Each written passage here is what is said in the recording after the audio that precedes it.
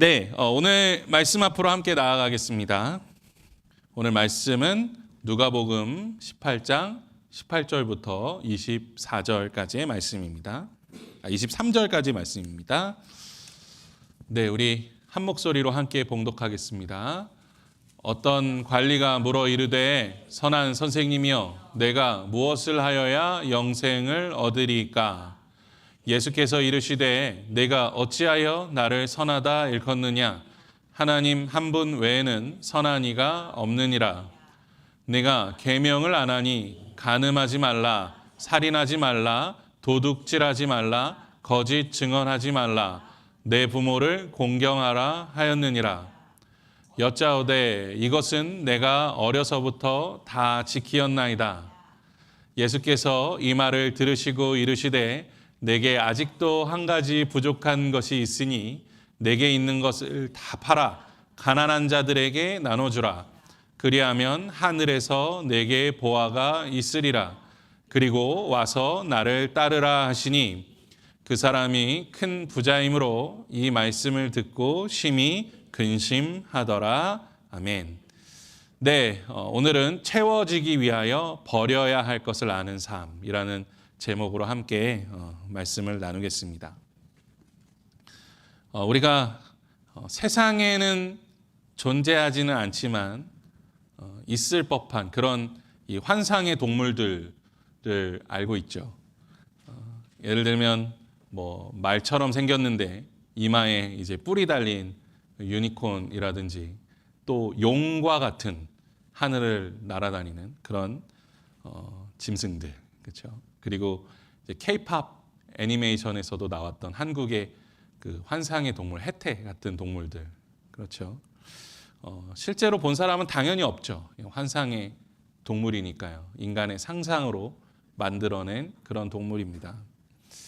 그런데 인간 세상에도 그런 환상의 존재가 있어요. 보지는 못했지만 소문으로만 들리는 존재.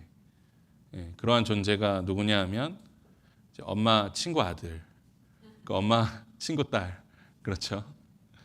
한국에서 엄마가 자녀랑 식사를 하면서 꼭 이런 얘기를 한다 그래요.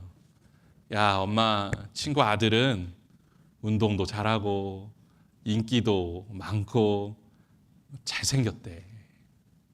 공부도 잘한대. 야, 엄마 친구 딸은 집안일도 잘 도와주고 착하고 좋은 대학 갔다가 어떻게 해요? 대기업도 들어갔대. 그런 얘기 뭐 들어보셨는지 모르겠지만 나보다 모든 것이 다 앞서는 엄마 친구의 아들, 나보다 모든 것을 더 잘하는 엄마 친구의 딸, 하지만 한 번도 본 적이 없는, 그래서 존재하는지 알 수 없는 그런 환상의 존재를 우리가 엄마 친구 아들, 엄마 친구 딸이라고 하죠. 그런데 오늘 말씀에 나오는 관리, 바로 이 친구가 엄마 친구 아들과 같은 그런 모든 것을 가진 그런 존재라고 할 수 있을 것 같습니다. 오늘 우리가 함께 보신 이 누가복음에서는 이 사람을 무엇이라고 말씀하나요? 관리라고 말씀합니다. 그런데 마태복음에서는 청년이라고 이야기합니다. 이 유대 문화에서 청년은 10대 후반에서 20대 중반까지의 나이를 말합니다. 그러니까 굉장히 젊은 사람이죠. 더군다나 오늘 말씀에 나오고 있는 이 관리라는 뜻은 헬라어로 지도자라는 뜻이에요. 그냥 공무원이 아니고요. 지도자라는 뜻입니다. 그래서 추측해 보기는 이 남성은 10대에서 20대 중반 정도 된 나이인데 그 마을에 이제 유대인 회당을 관리하는 사람, 아니면 우리가 잘 알고 있는 산헤드린 공의회 회원 중에 한 사람이었을 것으로 그렇게 해석을 해볼 수가 있습니다. 대단하죠? 지금 여기서 10대 초반에서 20대 중반이면 예은이 뭐 제시 정도의 나이인데 그 마을의 대표 혹은 이스라엘의 대표자 역할을 한다. 대단한 스펙을 가지고 있는 사람입니다. 특히 산헤드린 공의회나 이 회당의 대표가 되기 위해서는 반드시 두 가지 조건을 충족시켜야 합니다. 첫 번째는 로열 패밀리여야 돼요. 그러니까 노력으로 얻을 수 있는 것은 아니죠. 돈과 권력을 가진 유대의 귀족 집안에서 태어났어야 합니다. 그리고 둘째는 당연한 이야기지만 구약 성경을 다 외우고 있어야 돼요. 구약 성경을 다 외우고 있어야 합니다. 그리고 구약 성경을 다 외울 뿐만 아니라 그것에 대한 여러 주석책들이 있죠. 그것을 다 섭렵하고 있어야 돼요. 누군가의 스승이 될 수 있는 사람이어야 합니다. 더군다나 모든 율법을 다 지켜야 돼요. 어기면 안 됩니다. 이거는 또 그 태어난 머리만 가지고 할 수 있는 건 아니죠. 노력이 반드시 필요한 겁니다. 이렇게만 보아도 이 청년은 귀족 가문에서 태어나 모든 것을 다 가졌음에도 또 천재임에도 노력을 하는 그러한 대단한 사람이라고 생각할 수 있는데, 여기에 더해서 성품도 완벽해요. 성품도 완벽해요. 오늘 말씀과 평행의 본문을 이룬 이 마가복음에서는, 오늘 말씀에 이 누가복음 말씀에 안 나오지만 마가복음에서는 이 청년이 처음에 예수님께 찾아올 때 어떻게 하는지 아세요? 달려와서 꿇어 앉아요. 달려와서 꿇어 앉습니다. 예수님을 향한 그 마음이 너무 갈급한 거예요. 가르침을 받고 싶어요. 이미 모든 것을 다 가지고 있는 청년인데 달려와서 무릎을 꿇어 겸손하게 하는 질문도 뭐예요? 어떻게 하면 더 부자가 될까요? 어떻게 하면 제가 더 성공할 수 있을까요? 그런 거 아닙니다. 뭐예요? 영생을 어떻게 하면 얻을 수 있겠습니까?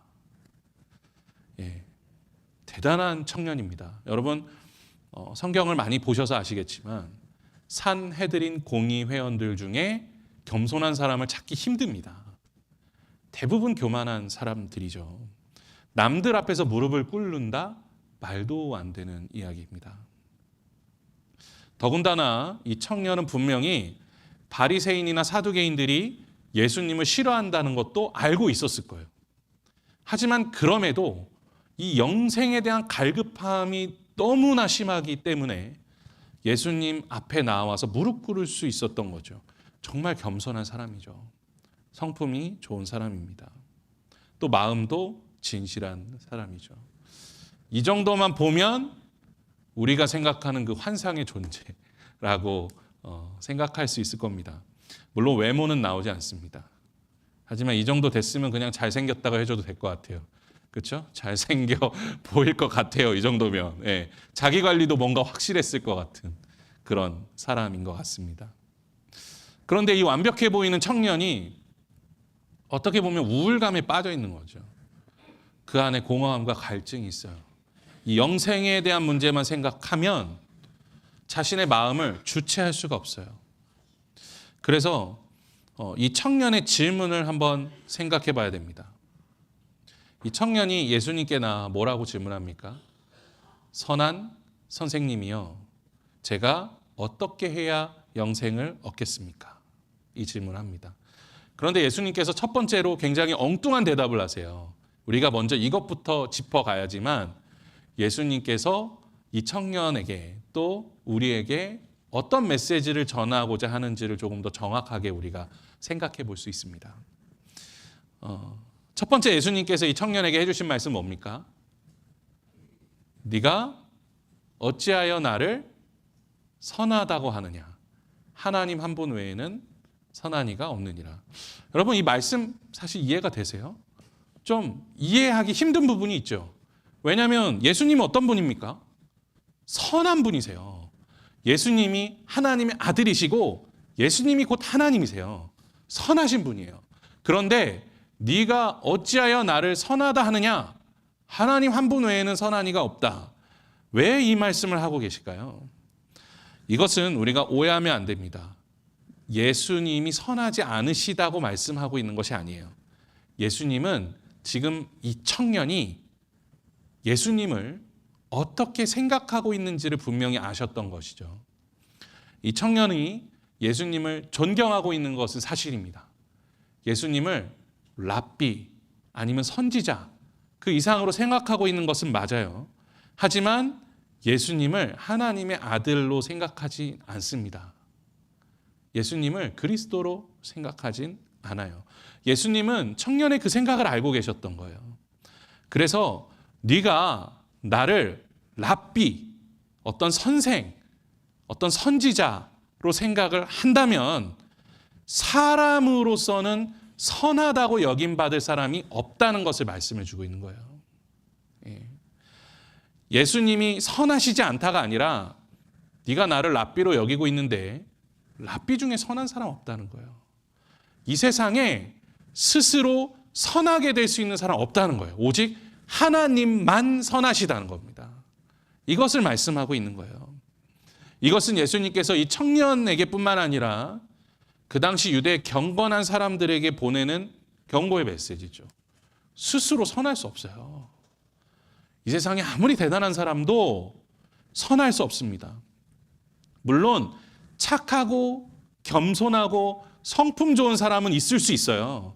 하지만 하나님 기준에서 그것은 선한 게 아니에요. 우리가 착각하면 안 됩니다. 내가 윤리적으로 도덕적으로 또 성품적으로 착하게 살고 율법을 지킨다고 해서 그것이 내가 선하게 되는 것은 아니에요. 스스로의 노력으로 선함을 이룰 수는 없습니다. 성경에서 말하는 선함은 무엇입니까? 성경에서 말하는 선함은 하나님이에요. 하나님이 선하십니다. 여러분 아멘이세요? 하나님이 선하십니다. 선함의 정의는 하나님이세요. 그리고 하나님으로부터 멀어져 있는 것이 무엇입니까? 그것이 악이에요. 하나님으로부터 멀어지는 것이 악이에요. 그렇게 선한 삶을 살아간다의 정의는 뭐예요? 내 노력이 아니에요. 내가 하나님으로 채워질 때 선한 삶을 살아가는 거예요. 선한 능력으로 살아간다는 건 뭐예요? 내가 하나님으로 채워져서 하나님으로부터 나오는 능력으로 살아가는 것, 그것이 선한 능력으로 살아가는 것인 줄 믿으시기 바랍니다.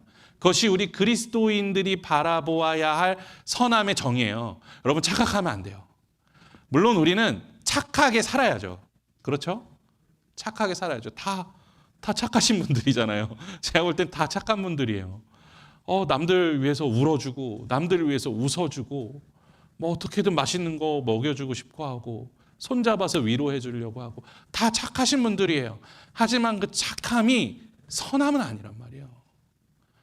하나님이 우리와 함께 하셔서 우리가 서로를 위해서 울어주고 함께 웃어주고 함께 음식을 나누고 서로를 위해서 기도해 주는 삶, 그것이 성경이 말씀하고 있는 선한 삶인 줄 믿습니다. 먼저 예수님께서는 청년에게 그 얘기해 주시는 거예요.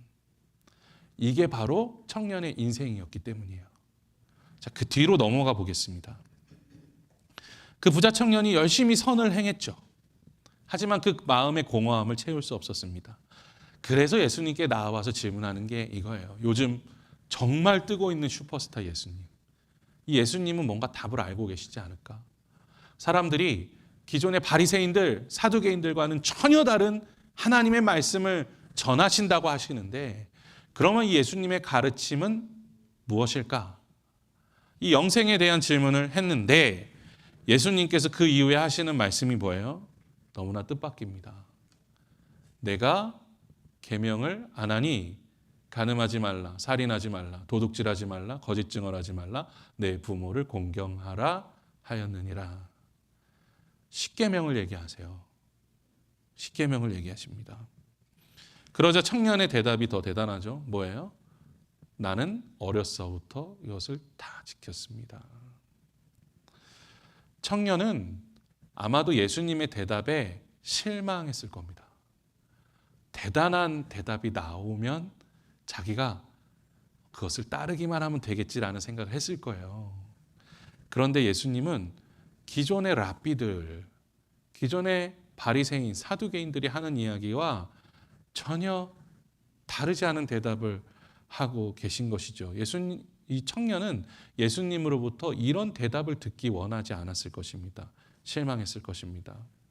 왜냐하면 이 청년이 평생 동안 들어왔던 말씀이고 또 그렇게 따라왔던 말씀이기 때문이에요. 야, 율법을 다 지키면 너 천국 간다. 율법을 다 지키면 너 영생을 누릴 수 있다. 네, 청년은 그 율법을 지켰습니다. 간음하지 않았고, 살인하지 않았고, 도둑질도 하지 않았고, 거짓 증언도 하지 않았고, 부모도 공경했습니다. 한치의 율법도 어기지 않았습니다. 그대로라면, 그것이 정말 영생의 길이라면 이 청년의 마음에 공허함이 없어야죠. 이 청년의 마음에 갈증이 없어야죠. 하지만 그 율법을 지키며 지킬수록 이 청년 안에 찾아오는 것은 무엇입니까? 공허함이에요. 정말 이렇게 하면 영생을 얻을 수 있나? 정말 이렇게 하면 천국에 갈 수 있나? 그거에 대한 확신이 없는 겁니다. 그래서 예수님을 찾아왔어요. 그런데 예수님도 그 말을 똑같이 하고 계시니 얼마나 실망스러웠겠습니까? 그런데 그러한 공허함을 가진 인물들이 한두 명이 아니었어요. 우리가 잘 알고 있는 니고데모도 그렇게 평생 율법을 지키고 평생 착하게 살아왔는데도 그 마음의 공허함을 해결할 수가 없어서 어떻게 하면 영생을 얻을 수 있을까? 아무리 노력을 해봐도요, 이 길이 아닌 거예요. 그래서 예수님께 찾아오지 않습니까? 저는 사도 바울도 그러한 갈증을 가지고 있었다고 생각합니다. 이 사도 바울이 사울이었던 시절에 그의 마음속에 있는 이 공허함, 이 허무함, 여태까지 율법을 이렇게 지키며 살았는데 내가 마음속에 있는 이 갈증을 어떻게 해결할 수 있을까? 그것이 결국은 어떤 방향으로 흘러가게 되는 거예요? 저 이단 그리스도인들을 잡아 죽이면 하나님께서 나에게 더 큰 선물을 주시지 않으실까? 그런 잘못된 방향으로 나아가게 되었다고 추측해 보기도 합니다. 그러니까 이것이 바로 선을 이루기 위한 많은 율법주의자들의 모습이었고 자기의 노력으로 영생을 얻고자 하는 사람들의 모습이었던 거죠. 노력하면 노력할수록 어때요? 채워지지가 않아요. 노력하면 노력할수록 공허함이 커져요. 허무함이 커지고 갈증이 커집니다. 참 슬픈 이야기지만 우리가 이것을 인간관계에 대입해 보면 조금 더 쉽게 이해할 수 있어요. 사람이 뭔가 인간관계에서 아픔을 당할 때요,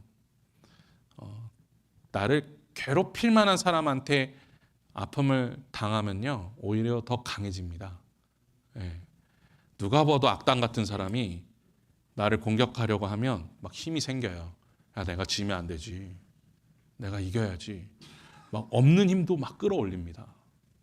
그런데요, 정말 내가 사랑을 준 사람, 정말 내가 노력한 사람, 내가 믿었던 사람, 정말 끔찍하게 아끼는 사람이 나를 배신하면 어떻게 돼요? 있는 힘도 쭉 빠져요. 쭉 빠집니다. 아주 조금 버틸 수 있었던 힘도 쭉 빠져버려요. 어떤 목사님이 이런 말씀 해주시더라고요. 목회자 세미나 때. 100마일 떨어져 있는 사람은 언제라도 사랑할 수 있다. 언제 만나도 사랑할 수 있다. 하지만 1피트 앞에 있는 사람을 사랑하기가 너무나 어렵다. 때로는 이것이 현실이에요. 물론 다 그런 것은 아닐 겁니다. 하지만 많은 인간관계에서 실망과 실패를 느끼는 것은 정말 가까이 있는 사람, 내가 정말 많은 노력을 베풀었던 사람에게서 나오는 것이죠. 그리고 이것은 인간관계뿐만 아니라 우리의 삶에도 마찬가지 아니겠습니까? 우리의 노력이 클수록 어때요? 실망감도 커질 때가 있습니다. 우리의 노력이 클수록 허무함이 커질 때가 있습니다. 그래서 이 구약 성경에 나오는 많은 선지자들도 이렇게 지치고 피곤할 때를 보면 무엇인가 큰 일들을 했을 때예요. 정말 대단한 노력들을 했을 때예요. 그럴 때 오히려 더 큰 절망에 빠지게 되기도 하는 거죠. 내가 정말 열심히 노력하고 최선을 다하고 모든 힘을 다 쏟았는데 내가 쌓아놓은 그 모래성이 파도 한 번에 다 무너지는 것, 물거품이 되어버리는 것, 그런 것을 경험하게 되면 이 공허함을 견딜 수가 없는 거죠. 물론 오늘 나오는 청년의 삶이 정말 어땠는지는 모릅니다. 그런데 추측해 보기는 아마도 큰 어려움이 있지 않았을까요? 무엇인가 큰 괴로움이 있지 않았을까요? 아무리 노력해도 이룰 수 없다고 생각하는 그 허무한 마음이 그 안에 있지 않았겠습니까? 예수님은 바로 그것에 대해서 이야기해 주고 있는 겁니다. 예수님이 잘못 대답하신 것이 아니에요. 그래서 다시 한번 말씀을 보시면 네가 계명을 안 하니, 이 말씀이 중요합니다. 예수님이 이것이 구원의 길이다, 영생의 길이다 하신 것이 아니라 네가 알고 있는 계명이 이것이지라고 말씀해 주는 거예요. 영생을 얻기 위한 계명, 지금까지 내가 알고 있던 계명, 그 율법, 내가 알고 있던 것 이것이지. 네가 율법서를 통해서 배운 것, 랍비들을 통해서 배운 것, 평생 내 부모에게서 배운 것, 사람들에게서 배운 것, 너에게 영생을 준다는 그 율법이 바로 이것이지. 네가 노력하면 영생을 얻을 수 있다고 말했던 그 가르침들, 네가 알고 있는 것들이 이것이지 라고 예수님께서 말씀해 주는 것이에요. 네, 그걸 다 지켰습니다. 어렸을 때부터 지켰습니다. 이 청년이 대답하면서 그 마음에 있는 그 허무함의 정체를 깨닫게 되는 거죠. 뭐예요? 아, 이렇게 지켜도 안 되는 거구나. 할 수 없는 거구나. 그때 그 청년의 마음이 열렸을 때 예수님께서 진리를 가르쳐 주십니다. 무엇이라고 말씀하십니까? 한 가지 부족한 것이 있다. 네. 딱 그 얘기를 들었을 때 이 청년이 어떤 마음이 들었을까요? 짧은 순간이었겠지만, 그래, 역시 예수님은 답이 있구나. 알고 계시구나. 그 짧은 순간 이 청년이 무엇이든지 할 수 있겠다는 생각하지 않았겠습니까? 예수님이 어떤 말씀하시든지 내가 영생을 위해선 할 수 있겠다라고 생각했을 것입니다. 그런데 예수님께서 이 말씀하시죠. 내게 있는 것을 다 팔아 가난한 자들에게 나눠주라. 그리하면 하늘에서 내게 보화가 있으리라. 그리고 와서 나를 따르라 하시니. 그런데 이 문장은 사실 이상합니다. 예수님은 분명히 부족한 것이 몇 가지 있다 그랬어요? 한 가지. 그런데 여기는 몇 가지를 얘기하세요? 두 가지를 얘기하세요. 두 가지를 얘기하시잖아요. 이게 정말 이상하잖아요.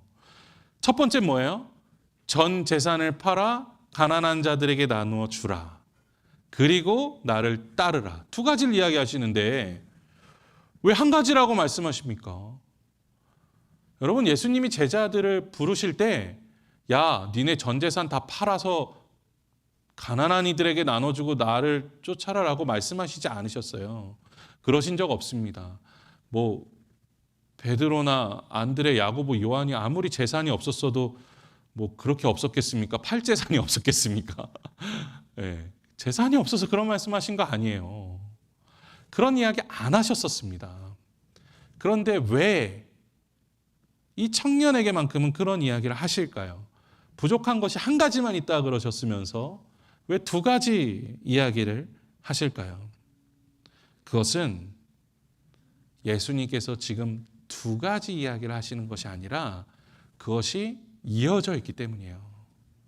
이 청년은 자신의 재산을 모두 팔지 않으면 정말 예수님을 따르는 삶을 살아갈 수 없다는 것을 예수님이 아셨기 때문이에요. 이 두 가지가 따로 되어져 있는 것이 아니라 연결되어져 있는 것입니다. 이 청년은 그렇게 다 비워야지만 채울 수가 있는 인생인 거예요. 청년에게 부족한 영생의 확신을 위해서 필요한 것은 예수님을 따르는 삶입니다. 하지만 이 청년이 그 재산을 비워내지 않으면 예수님을 따를 수 없는 사람인 거예요. 예수님은 바로 그 말씀을 하고 계신 것입니다. 이 청년은 둘 다 가질 수 없는 인생이에요. 예수님 그것을 알고 계셨던 거예요. 이 청년은 단순히 부자이기 때문에 재산을 버릴 수 없었다, 그렇게 생각하진 않습니다. 왜냐하면 이 유대 고대 문헌들을 살펴보면 유대인에게 있어서 이 재산의 개념은 우리가 생각하는 어떤 생존의 문제와는 달랐습니다. 유대인들은 하나님 나라의 개념이 어떤 나라입니까? 새 하늘, 새 땅의 개념이 이 실제적인 땅의 개념이었어요. 그래서 이 땅에서 부와 권력을 누리는 것이 하나님 나라의 개념이었습니다. 그렇기 때문에 이 땅에서 이 부와 권력을 누리기 위해서는 어떻게 해야 돼요? 하나님 나라를 위한 재산을 모아야 돼요. 그리고 부동산을 소유하는 데 힘썼습니다. 그래서 지금도 보시면 유대인들이 특히 무엇에 굉장히 집중합니까? 금융업과 부동산에 굉장히 집중해요. 이런 이유들이 다 있는 거예요. 뭐 욕심 많다, 그런 문제로만 해석되는 부분이 아닙니다. 예. 물론 유대인들이 다 그런 건 아니겠죠. 하지만 고대 문헌들에 따르면 유대인들에게는 그런 믿음이 있었어요. 자신의 재산을 지키는 것이 뭐예요? 하나님의 나라를 지키는 거예요. 그러니까 이 청년은 물론 재산에 대한 욕심도 분명히 있었겠지만 단순히 욕심 때문에 버리지 못하는 건 아닙니다. 이 청년의 성품을 생각해 보세요. 이 청년의 마음을 생각해 보세요. 겸손하죠. 단순히 재산 때문에, 재산에 욕심이 나서 그것을 버리지 못하는 게 아니에요. 이 청년이 가지고 있는 재산은 자신의 신념이고 철학이고 인생의 전부였던 거예요. 그렇게 살아왔던 겁니다. 그렇기 때문에 예수님께서 너의 전 재산을 팔아 가난한 사람들에게 나눠주라 라고 하신 말씀은 지금까지 이 청년이 쌓아왔던 모든 것을 다 내려놓아야 되는 그런 모습이었던 것이죠. 자신의 존재를 부정당하는 느낌이었던 거예요. 내가 지금까지 이렇게 살아왔는데, 내가 지금까지 이렇게 애써왔는데 그 모든 것을 다 부정해야 된다? 이 청년으로서는 그것을 받아들일 마음의 준비가 되지 않았던 것이죠.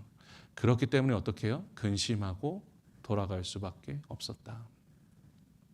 즉 이 청년은 물론 부자인 것도 많습니다.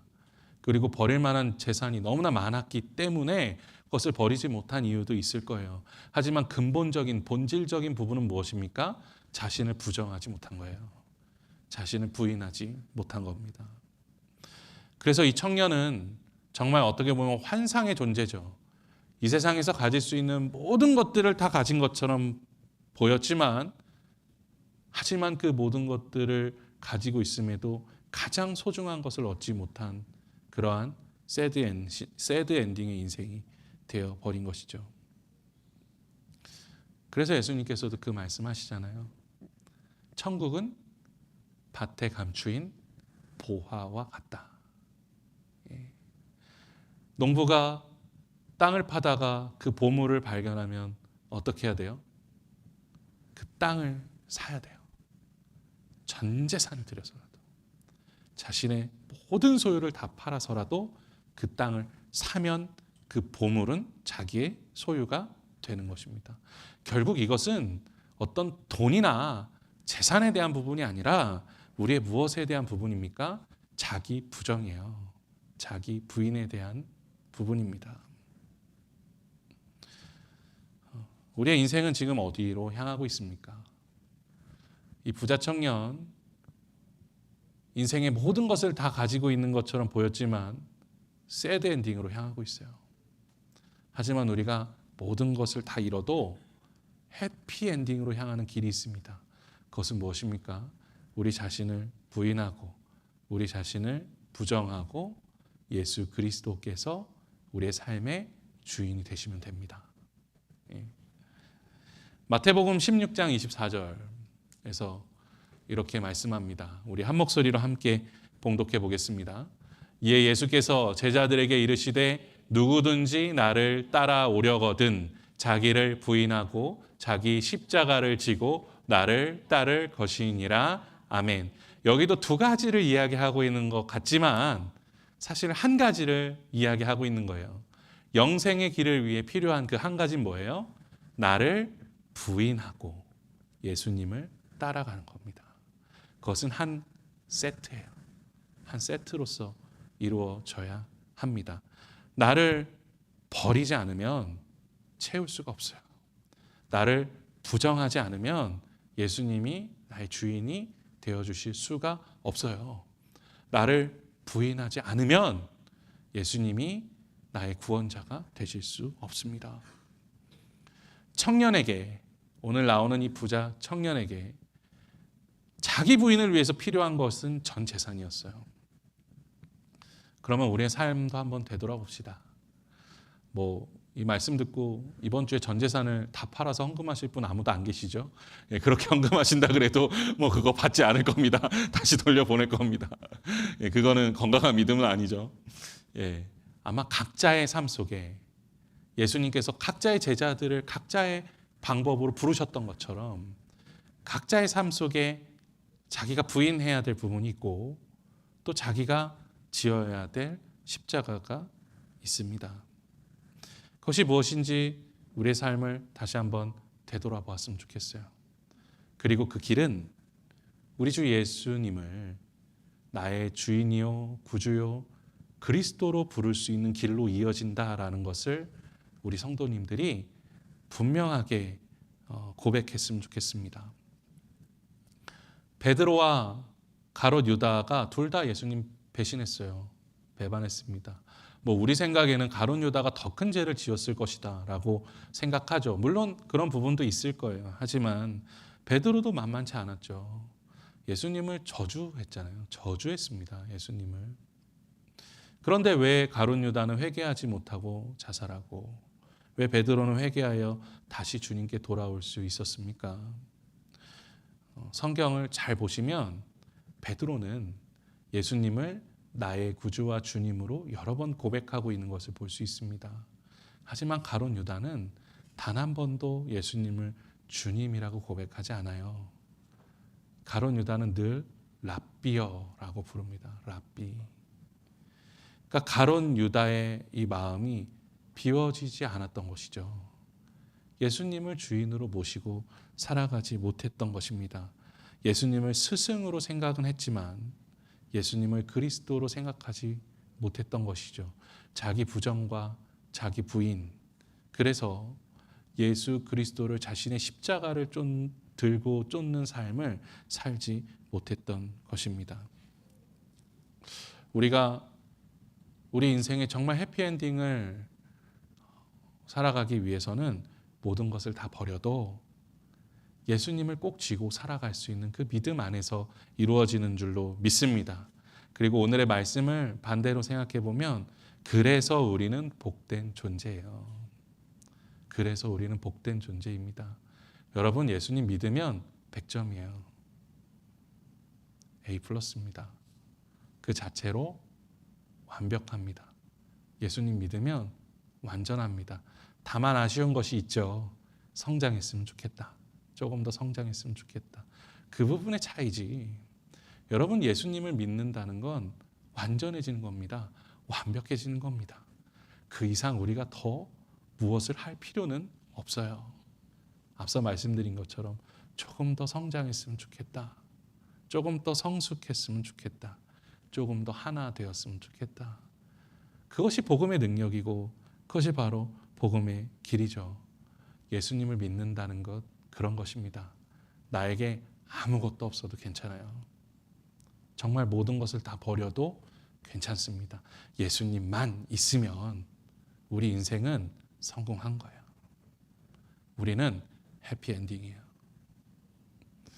정말 좋아하는 영화나 드라마를 볼 때 이제 마지막 부분이나 마지막 화가 다가올 때마다 우리를 두근두근하게 만드는 거 뭡니까? 이게 새드 엔딩일까? 해피엔딩일까? 내가 좋아하는 이 드라마 영화 해피엔딩으로 끝났으면 좋겠는데 우린 걱정할 필요 없어요.